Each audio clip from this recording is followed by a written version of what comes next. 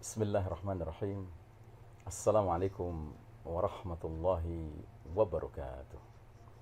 Alhamdulillahi rabbil alamin. Wassalatu wassalamu ala ashrafil anbiya'i wal mursalin Sayyidina Muhammadin wa ala alihi wa ashabihi ajma'in. Faqala Allah ta'ala fi kitabihil karim ba'da a'udzu billahi minasyaitonir rajim. Ya ayyuhalladzina amanu taqullaha haqqa tuqatih wa la tamutunna illa wa antum muslimun. Hadirin jamaah rahimakumullah, Ramadan Mubarak, ya, bulan Ramadan bulan penuh keberkahan. Alhamdulillah, kita berharap Allah Ta'ala mencurahkan berkahnya khususnya fi ashril awakhir, di 10 malam terakhir ini. Semoga Allah Ta'ala izinkan, mudahkan kita berjumpa dengan Lailatul Qadar, malam yang dikatakan sebagai khairun min alfi syahr, lebih baik daripada 1000 bulan. Saudara sekalian rahimakumullah, kita lanjutkan pembahasan kita dan kita masih meneruskan kaitan pergantian babak keempat menuju babak kelima.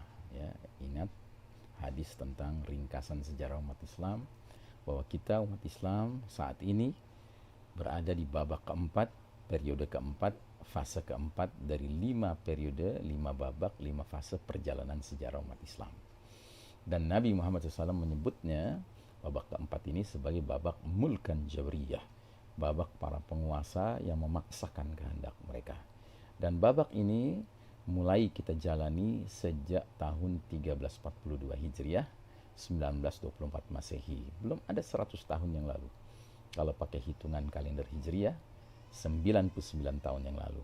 Kalau pakai hitungan kalender Masehi, 96 tahun yang lalu, ya. Nanti 1442 Hijriah baru kita memasuki 100 tahun, ya, berada di babak keempat ini.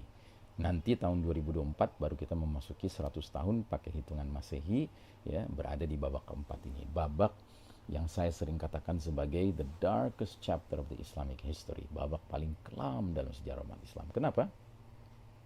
Karena sejak tahun 1342 Hijriah Allah cabut hak kepemimpinan dunia dari tangan umat Islam, kaum beriman, ya, yang memimpin dunia berfondasikan kitabullah wa sunnah, Al-Quran dan sunnah, untuk kemudian Allah serahkan kepemimpinan dunia ini ke pihak lain. Siapa pihak lain itu?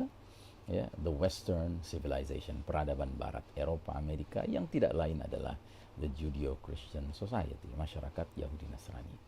Nah, saudaraku rahimakumullah, hanya dalam tempo belum ada 100 tahun mereka memimpin dunia, tentunya menyingkirkan Al-Quran dan Sunnah sebagai fondasi menata kehidupan ini, maka sudah banyak sekali kerusakan yang ditimbulkan. Sudah banyak sekali kemungkaran yang berlangsung, bahkan kezaliman yang berlangsung, ya, bahkan mereka sudah semakin menunjukkan kesombongan dan kejumawaan mereka, ya, merasa bisa ala kulli syai'in qadir, bisa berlaku penuh kuasa atas segenap populasi planet bumi ini, ya. Nah, karenanya saudaraku rahimakumullah, dalam konteks pemahaman kita akan skenario akhir zaman, tampaknya perpindahan babak keempat menuju babak kelima sudah dekat, ya. Babak kelima, ingat, adalah babak yang penuh dengan kebaikan, karena Nabi SAW menyebut babak kelima itu sebagai babak khilafatun ala minhajin nubuwah, babak kekhalifahan yang mengikuti, yang sesuai dengan manhaj metode kenabian dalam hal kepemimpinannya. Masya Allah Ta'ala, di babak kelima nanti Allah Ta'ala akan izinkan kaum beriman kembali terkonsolidasi, bahkan di bawah, ya, the certified leader, pemimpin yang langsung dapat sertifikasi dari Allah dan Rasulnya, yang kemudian gelarnya diperkenalkan Nabi sebagai Al-Mahdi, ya. Al-Mahdi itu laki-laki yang mendapat petunjuk dari Allah dan laki-laki yang ditunjuk Allah sebagai Amirul Mukminin fi akhir zaman, pemimpinnya kaum beriman di akhir zaman. Masya Allah Ta'ala. Nah, ada beberapa hadis yang perlu kita angkat berkaitan dengan Al-Mahdi ini. Yang pertama, Nabi bersabda, ya, dengan penuh optimisme, ubashirukum bil mahdi yub'atsu fi ummati ala ikhtilafin minan nasi wa zalazil fayamla'ul arda qistan wa adlan kama muli'at jawran wa zulman. Kuberitakan kabar gembira kepada kalian dengan diutusnya Al-Mahdi ke tengah-tengah umat ini saat perselisihan antar manusia menjadi-jadi, dan saat gempa-gempa dahsyat berlangsung. Al-Mahdi akan penuhi bumi secara merata dengan keadilan, sebagaimana bumi sebelumnya dipenuhi secara merata dengan kezaliman. Nah, jadi jelas sekali berdasarkan hadis ini, pertama Nabi menyuruh kita mensikapi hadirnya Al-Mahdi itu sebagai sebuah busyra, sebagai kabar gembira. Ya. Jadi kita optimis dengan hadirnya Al-Mahdi, berarti ini akan menjadi turning point, titik balik situasi dunia yang sekarang ini kita di bawah kepemimpinan para penguasa-penguasa yang memaksakan kehendak mereka, mengabaikan kehendak Allah dan Rasulnya, untuk kemudian kita akan beralih kembali hidup di bawah naungan arahan-arahan wahyu ilahi, Al-Quranul Karim, dan sabda-sabda Nabi Muhammad SAW, As-Sunnah An-Nabawiyah As-Syarifah. Nah, jadi saudaraku rahimakumullah, disebutkan bahwa kehadiran Al-Mahdi itu bersamaan dengan situasi dunia yang semakin kacau, ya. Perselisihan antar manusia menjadi-jadi, kemudian gempa-gempa dahsyat berlangsung, ya. Nah, sebenarnya kalau kita mengkaji kitab Ensiklopedia Akhir Zaman karya Syekh Mubayyad, lebih jelas lagi gambaran kemunculan Al-Mahdi itu di tengah suasana-suasana banyak peristiwa-peristiwa besar, bencana-bencana besar yang sedang terjadi di muka bumi ini. Ya, ada Batshatal Kubra, ada hantaman keras dari langit, ya, yaitu berupa jatuhnya batu besar, meteor, ya, ke daratan dan ke lautan. Ya, ada ad-dukhan, ya, kabut asap sebagai efek dari hantaman, ya, keras tadi yang jatuhnya di daratan, menimbulkan kepulan asap, kabut asap yang kata Nabi SAW akan menyelimuti seluruh wilayah timur, seluruh wilayah barat, ya, selama arba'ina yauman wa arba'ina laylah, 40 hari 40 malam, ya. Dan bahkan dalam surat Ad-Dukhan Allah jelas-jelas menyatakan hadza adzabun alim, ya, dukhan ini azab yang pedih, ya. Bahkan di ayat 16 yang Allah menggunakan kalimat yauman nabtishul batshatal kubra inna muntaqimun, pada hari ketika kami, ya, mendatangkan, ya, hantaman keras, inna muntaqimun, sesungguhnya kami adalah yang maha memberi balasan, ya. Jadi datangnya azab dukhan ini pada hakikatnya adalah balasan Allah terhadap manusia-manusia kafir yang sedang memimpin dunia ini di babak keempat dengan kepemimpinan yang penuh dengan kesombongan, penuh dengan kemaksiatan, kemungkaran, kekufuran, kesyirikan, kemunafikan, kepalsuan, kedustaan, pendek kata dark values, nilai-nilai gelap menyelimuti keseluruhan dunia ini. Dan karenanya ketika Allah menilai bahwa perilaku pengelolaan peradaban ini sudah togha, sudah melampaui batas, tentunya Allah akan memberlakukan sunnatullah, hukum Allah yang sudah berlaku pada kaum-kaum terdahulu. Dan sudah barang tentu karena kepemimpinan dunia sekarang sudah memiliki jaringan yang sifatnya syabakat alamiah, worldwide web, ya, jaringan mendunia, tentunya juga azabnya akan skalanya skala global, skala mendunia, ya. Karenanya akan terjadi perubahan yang begitu drastis kondisi dunia ini, ya. Jadi ada Batshatal Kubra, ada dukhan, ada khasfun bil masyriq wal maghrib, pembenaman bumi di wilayah timur dan di barat, yang berarti akan terjadi reduksi dan perubahan peta geografis planet bumi ini. Karena wilayah timur dan wilayah barat terbenam, ya. Mungkin yang tersisa high grounds, ya, tanah dataran tinggi, perbukitan, gunung-gunung itu masih ada, tapi akibatnya wilayah timur dan barat akan menjadi daerah kepulauan, ya, karena banyak yang terbenam, ya.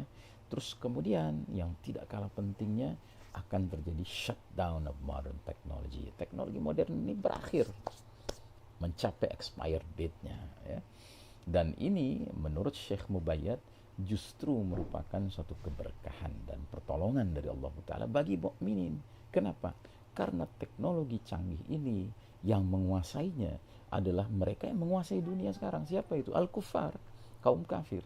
Dan mereka menguasai teknologi, sains dan teknologi ini bukan untuk kebaikan umat manusia, tapi untuk kepentingan mereka dalam rangka supaya bisa lebih dahsyat eksploitasinya terhadap umat manusia, ya.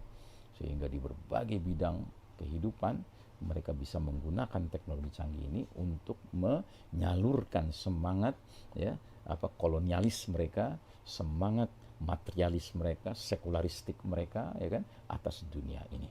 Nah, jadi saudaraku rahimakumullah, di tengah dahsyatnya peristiwa-peristiwa yang terjadi, ya, Allah Ta'ala menghadirkan kabar gembira, yaitu hadirnya Amirul Mukminin fi akhir zaman, pemimpinnya orang beriman di akhir zaman.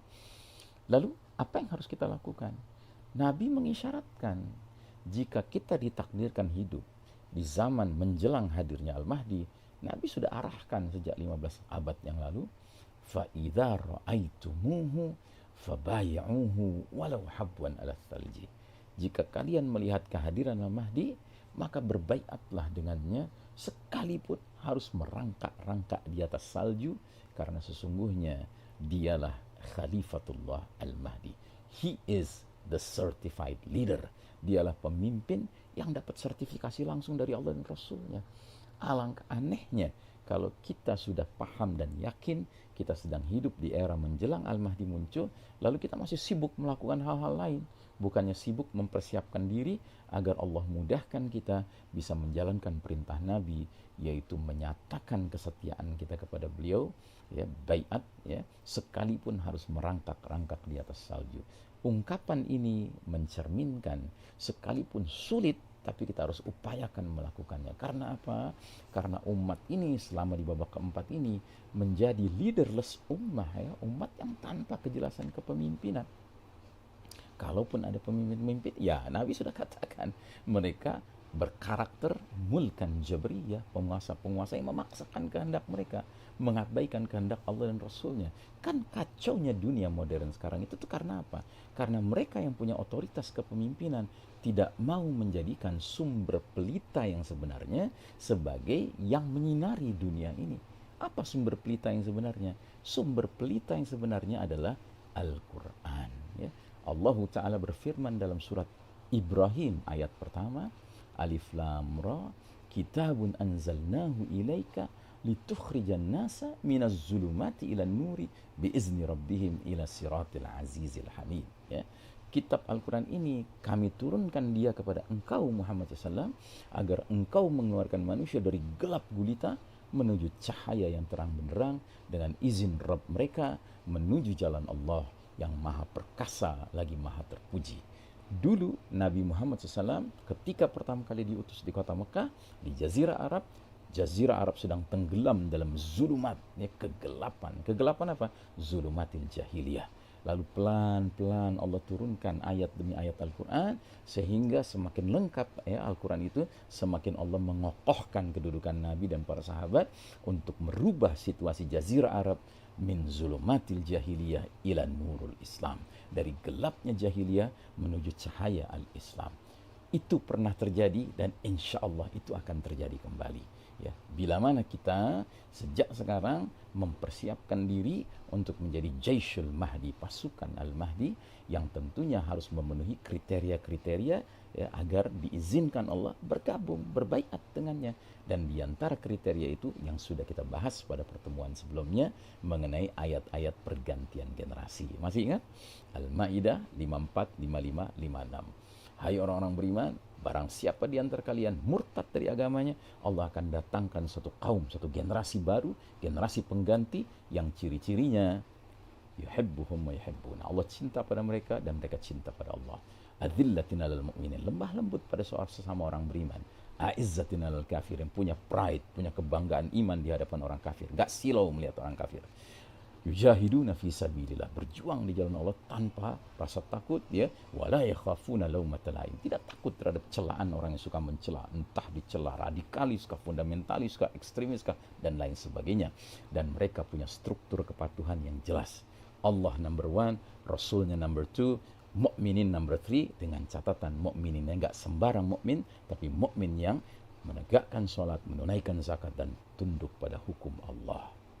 Mereka inilah Hizbullah, mereka inilah tentara-tentara Allah yang layak bergabung dengan Al-Mahdi. Mudah-mudahan Allah Ta'ala mengizinkan kita memenuhi kriteria generasi pengganti. Wassalamualaikum warahmatullahi wabarakatuh.